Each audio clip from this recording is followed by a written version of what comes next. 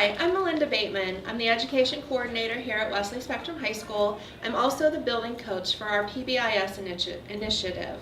PBIS stands for Positive Behavior Interventions and Supports.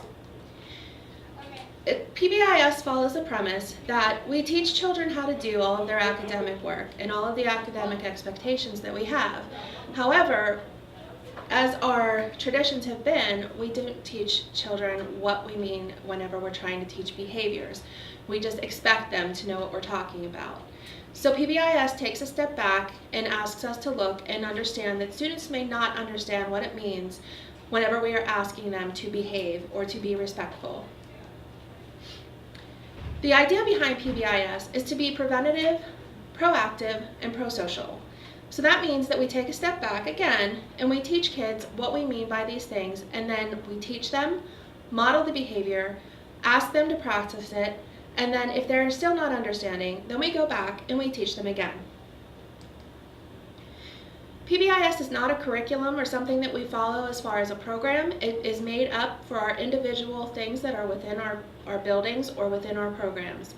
So it's a framework for enhancing and adopting the implementation of evidence-based interventions, and then we look at achieving academic and behavioral success. And this is for all of our students. Students that come in and are understanding, and the students that might need a little bit of extra help. We do this because behaviors are a part of every day. They are the companion for academics. If a student doesn't understand how to behave in an environment, how can they be expected to sit in a class and achieve academically? We look at the procedures and routines and we teach that to them so that they understand what we are expecting in every setting, in every situation across our building and across our program. And again, we repeat and repeat, and we go back, teach, and reteach if needed. When you're looking at this triangle, it shows how we expect students to fall in line, basically. So we expect 80% of our population to be able to respond to our universal expectations, which is what we have for everybody. As you move along the continuum, you can expect to have students that might need a higher level of intervention. So right now in our school programs, we have been working on moving into level 2 and 3 interventions. That means that we will be addressing all of the students within our program and looking at how we can individualize as we get to those higher needs. We do that by looking at our systems, our data, and our practices, and it all comes together for our outcomes. So we look at the systems and how those things are done. We look at the non-classroom settings, we also look at the classroom settings, and we have what is called a matrix that identifies all of the behaviors that we expect for those places. And we reteach that again. We reinforce that expected behavior so that when students achieve those goals that we set forward, show us that they understand what they're doing, then we celebrate those and we ask them to continue to achieve through success. And again, we are looking at meeting the needs of all of our students, not necessarily just those that are used to following the rules.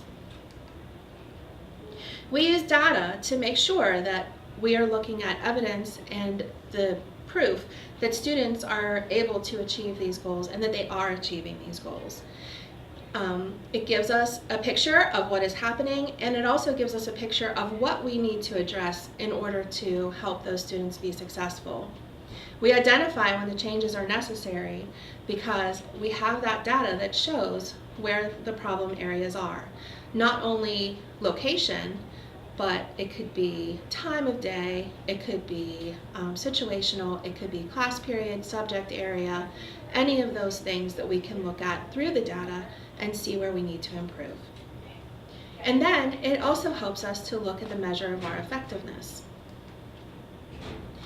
PBIS is truly a way to teach people how to behave, teach us to be respectful of students individually, and help to put us all on the same level playing field.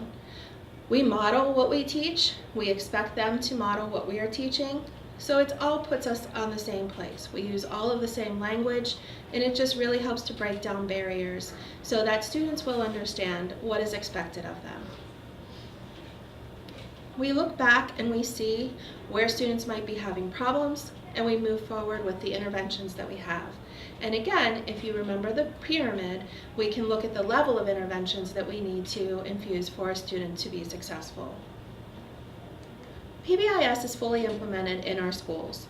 We have achieved a level of certification by the state where we have been recognized as a fully implemented school, which is a great achievement for any school of our kind. We were one of the first.